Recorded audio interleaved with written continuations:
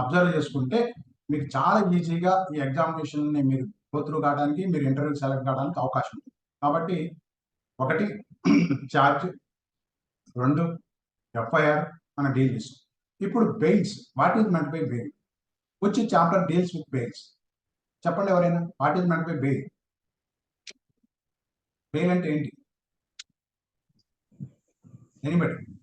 Release of candidate from the prison. One. చెప్పండి. Release of candidate from the prison, sir. మళ్ళా చెప్పండి. Release of the accused from the prison. Release of the accused from the prison, sir. From the prison. ఒకవేళ prison లోకి వెళ్ళలేదు, judicial కస్టడీలోనే ఉన్నాడు, ఇంకా జైలుకి పంపించలేదు, అప్పుడు సపోజ్ 437 ఉందండి. ఇప్పుడు 41A అమెండ్మెంట్ వచ్చింది. 41A అమెండ్మెంట్ వచ్చిన తర్వాత అరెస్ట్ లేదు, కానీ ఒక కుట్రపూరితంగా కావాలని దురుద్దేశపూర్వకంగా పోలీస్ ఆఫీసర్ అరెస్ట్ చేసి తీసుకొచ్చి అక్కడ పెట్టారు. Temporary release of an accused person, sir. Bail means interim relief of an accused person, sir. Yes, that is right. అది ఇలాగే మనకు ఆన్సర్స్ ఏంటంటే ఇన్నోవేటివ్ ఉండాలి, కేవలం అక్కడ ఉన్నది చట్టంలో ఉన్నది కాదు. అందుకని మీరు అలా బాగా చెప్పగలుగుతున్నారు. Temporary release of the accused until finalization of the guilt of the accused. Guilt పూర్తిగా ఒకవేళ గిల్ట్ ఉంది, ఇతను నేరం నిరూపణ అయింది అని అనుకుని ఫుల్ ఫ్లెడ్జ్ ట్రయల్ తర్వాత డిసైడ్ అయితే ఎట్లా కన్విక్ట్ చేస్తారు, సెంటెన్స్ ఇస్తారు, అదొక అంశం. కాబట్టి టెంపరరీ అరేంజ్మెంట్స్, ఒకవేళ లేదు, అరెస్ట్ లేదు, 41 ఇంప్లిమెంట్ చేయకుండా నాన్ ఇంప్లిమెంటేషన్, అర్నేష్ కుమార్ కేసుని వైలేట్ చేశారు. అర్నేష్ కుమార్ కేసు మీరు అందరికీ తెలుసు. మీరు లలిత కుమార్ కేసు, అర్నేష్ కుమార్ కేసు క్రిమినల్లో బట్టి కొట్టాలి, ఇక చాలా టెంటేటివ్గా ఉండాలి. మళ్ళీ అరెస్ట్కి సంబంధించి D K Basu versus union of India case, ఇలాంటి కేసెస్ని, ల్యాండ్ మార్క్ కేసెస్ని మీరు ఏ టైంలో అడిగినా, నిద్ర నుంచి లేచి అడిగినా చెప్పగలరు. అవి జాగ్రత్తగా చదవండి. ల్యాండ్ మార్క్ జడ్జిమెంట్స్ అవి వీటికి సంబంధించి. అట్లాగనే బెయిల్, ఇప్పుడు బెయిల్ ఇంటీరియం అరేంజ్మెంట్స్ ఉంది.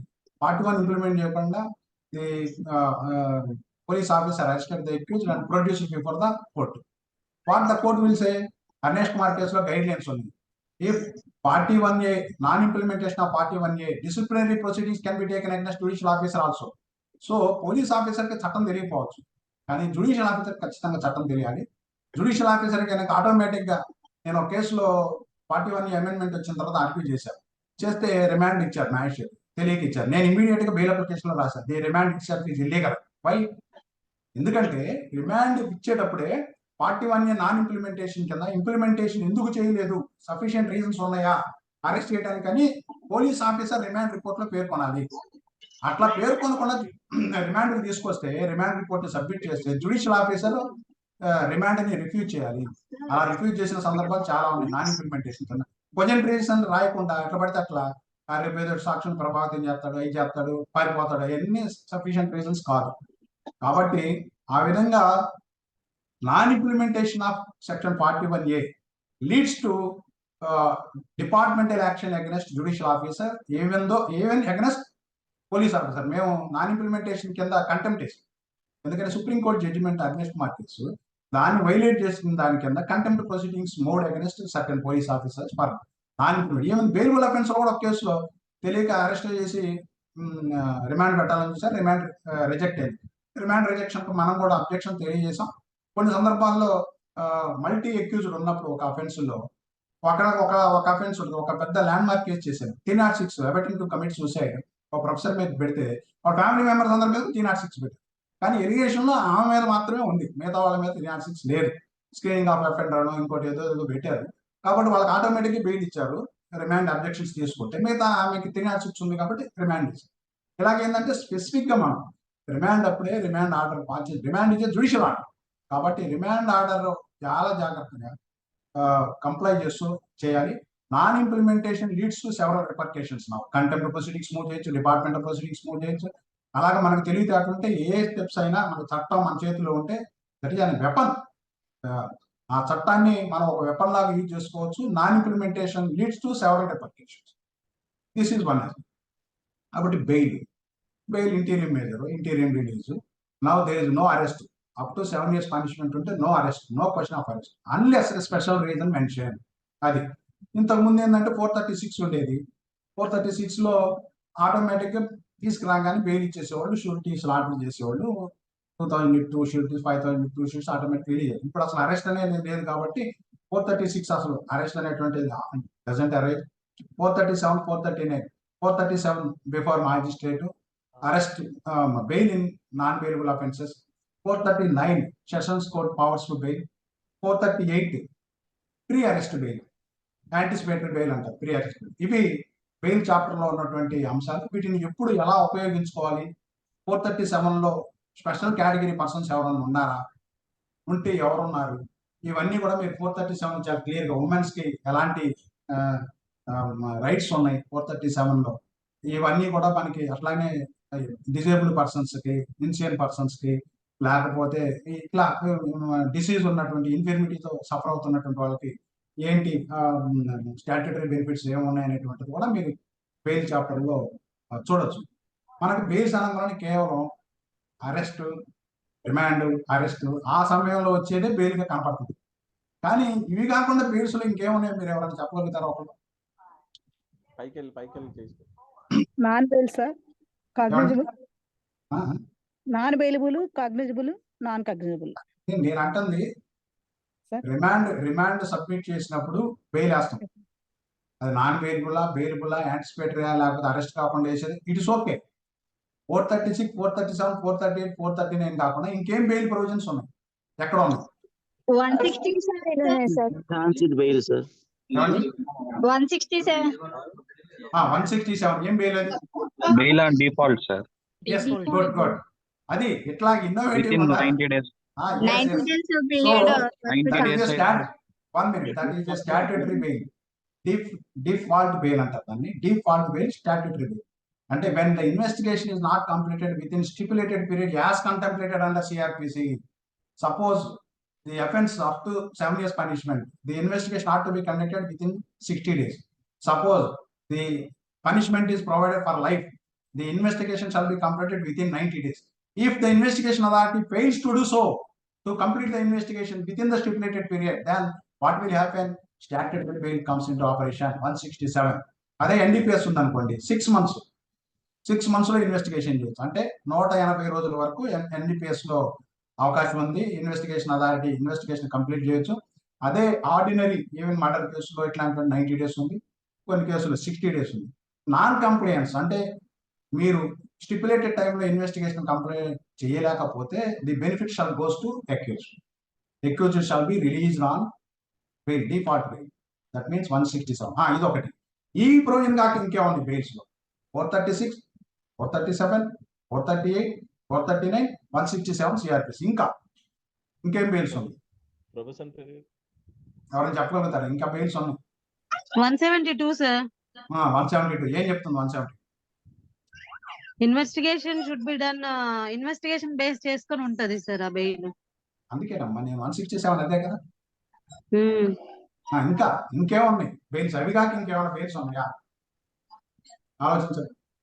ఎవరైనా ఎనిబడి, ఆల్మోస్ట్ 90 మంది పైన ఉన్నారు. ఎవరైనా మీరు చాట్లో అయినా లేకపోతే మీరు ఓపెన్ చేశాను, ఎందుకంటే మెథడ్కి పొదులు రావాలి మనకి. ఎందుకంటే నేను ఎందుకు క్వశ్చన్ పోజ్ చేస్తున్నానంటే ఇవన్నీ నేను చెప్పొచ్చు ఆన్సర్స్, కానీ మీకు కూడా ఒక థాట్ ప్రొవోకింగ్ రావాలి. చెప్పగలుగుతారా ఎవరైనా?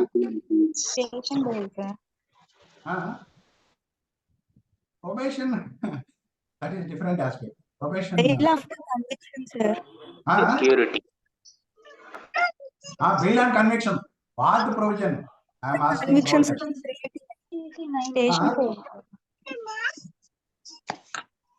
ఇంకా కన్విక్షన్ సార్. అదేనమ్మా provision. Which provision applies? 9 sir. Which provision? 389 లో 2 ఉంటాయి. 389(1), 389(3). 389(1) ఏం చెప్తుంది? 389(3) ఏం చెప్తుంది? 389 వచ్చేసి సస్పెన్షన్ ఆఫ్ సెంటెన్స్ చెప్తారు సార్. అది ఏ court? Which court? That is important. Magistrate. 389(1) applies to trial court. At the time of appeal, district court, sir. ఒక్క నిమిషం. అంటే మీకు క్లారిటీ ఎక్కడ కావాలని అంటే ఆ ప్రొవిజన్ ఎవరికి అప్లై అవుతుంది? 389(1) suspension of sentence pending appeal. 389(1) by which court? 389(3) applies to which court? ఎవరైనా సిఆర్పిసి దగ్గర ఉంటే 389(1) చదవండి. 389(1) చదవండి. 389(3) applicable for sessions code. Not sessions code. You please read 389(3). Sir, 389(3) Please read. First one read. sir, trial court can grant a bail Yes, to trial court, whichever court it may be a magistrate court or it may be a sections court. Trial జరిగినటువంటి court ఏ కోర్టులో అయితే trial జరిగిందో conviction అయిందో ఆ కోర్టుకు ఉన్న power 389(3). But వేరే 389(1) will apply to appellate court. ఒకసారి చదవండి 389(1). 389(1) ఎవరైనా చదవండి. Suspension of sentence pending the appeal. Yes. Release of appellant on bail. Yes, please read the provision. Pending any appeal by a convicted person. Pending any appeal by a convicted person. The appellate court may, for reasons to be recorded by it. One minute. May, not shall. May. It is Yes, a sir. discretion vested with the appellate court. Yes, may. Next. May, for reasons to be recorded by it in writing. Order that the execution of the sentence or order appealed against the suspended. May be And suspended. Yes. And also, if he is in confinement, that he be released on bail. Already he was sentenced. Already he was sent to bail, prison. Then he shall be released on bail. Okay. Sir, or So on his own bond. Yes. So ఇక్కడ మీరు provision చదివేటప్పుడు ఎప్పుడైనా సరే చాలా జాగ్రత్తగా మీరు గమనించాల్సింది provision లో అండర్లైనింగ్ పార్ట్స్ ఏమున్నాయి అనేటువంటిది మే ఆర్ షాల్ ఒకటి. రెండోది which court having power appellate court.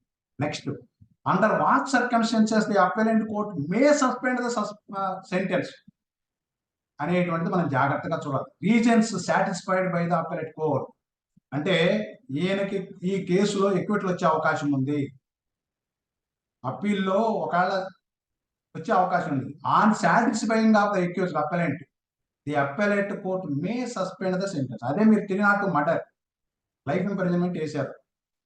నేటి వాళ్ళ కాలంలో ఒక పెద్ద కేసు చేసాం, డెత్ పెనాల్టీ వేసిన కేసు లైఫ్. ఒక కేసు ఒకటేసారి నా క్లయింట్ది, ఇంకొక కేసులో లైఫ్ కన్వర్టెడ్ టు 45 years వేశారు ఆనరబుల్ హైకోర్టు. కొత్త జడ్జిమెంట్ మీకు కావాలంటే జడ్జిమెంట్ రిపోర్ట్ అయింది చదవండి. అయితే మనం ఇక్కడ గమనించాల్సింది ఏంటంటే 389(1) మే సస్పెండ్ అన్నాడు. సస్పెండ్ అంటే it is not automatic. Satisfying of the appellant to the court that he's having power, he's having chances to get acquit అనేటువంటి దాన్ని అపెలెట్ కోర్టులో సాటిస్ఫై చేయగలిగితే మే, అది కూడా డిస్క్రిషన్. అదే మీకు లైఫ్ పడింది 302లో 5 సంవత్సరాల వరకు బెయిల్ లేదు. బొత్స రంగారావు కేసు అని ఒక ఫేమస్ కేసు మన ఆంధ్రప్రదేశ్ హైకోర్టు డివిజన్ బెంచ్ ఇచ్చింది. ఆ కేసు 5 సంవత్సరాలు సెంటెన్స్ సర్వ్ చేశాడు. కానీ అప్పీల్ ఈ మధ్య కాలంలో డిసైడ్ అయ్యేటువంటి అవకాశం లేదు కాబట్టి then the accused is entitled for bail అని బొత్స రంగారావు కేసులో వాళ్ళు చెప్పారు. ఇటీవల సుప్రీం కోర్టు ఏం చెప్పిందంటే అదేమి మ్యాండేట్ కాదు, description of the court heinous offences ఉన్నప్పుడు అట్లాంటప్పుడు ఉన్నప్పుడు 5 సంవత్సరాలు అయినా ఇంకెన్ని సంవత్సరాలు అయినా ఇవ్వడానికి లేదని చెప్పింది. అది వేరే. కానీ ఒక యాడిస్టిక్ పెట్టుకున్నారు, 5 సంవత్సరాల లోపల అప్పీల్ డిసైడ్ కాకపోతే 302 కేసులో బెయిల్ ఇవ్వచ్చు అన్నారు 389(1) కింద. ఇటీవల కాలంలో ఒక 3 కేసుల్లో నేను తీసుకున్నాను గౌరవ ఆంధ్రప్రదేశ్ హైకోర్టు డివిజన్ బెంచ్. ఏది లైఫ్ ఇంప్రిజన్మెంట్ పడినటువంటి కేసు. మనం గమనించాల్సింది ఏంటంటే 389(3) scope trial court, it may be sessions court, assistant session court or magistrate.